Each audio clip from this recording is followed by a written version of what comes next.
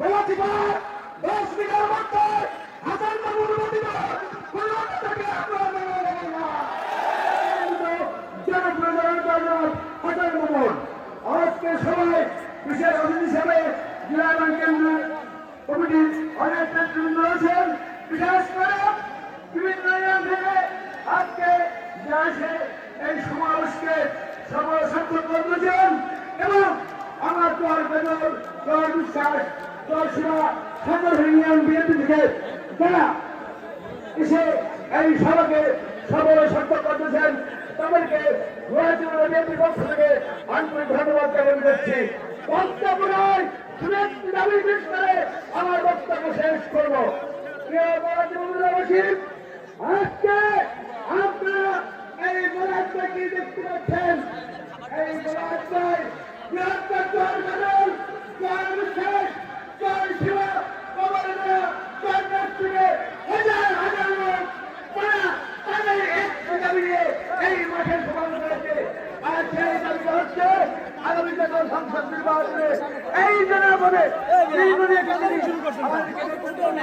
এই বিএনপিকে সুসংগঠিত করেছে তার সবার নেতৃত্ব আছে। আমরা বাংলাদেশ জাতীয় দল বিএনপি একটি শক্তিশালী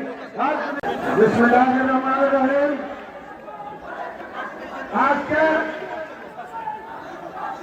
7 নভেম্বর জাতীয় সংহতি দিবস উপলক্ষে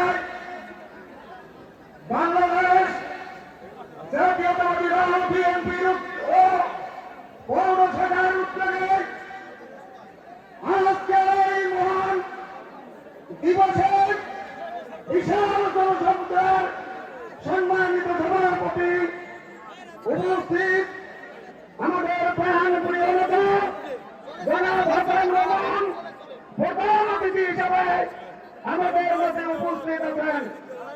আমরা বক্তব্য দেওয়ার দিন আজকে নেই, বক্তব্য তার শুনবেন। আমরা একটি বক্তব্য দেই। আমরা জানি গলাচিপার 10 মিটার মধ্যে হাসান মামুর প্রতিবাদ কোনো নেতাকে আপনারা মেনে নেবেন না।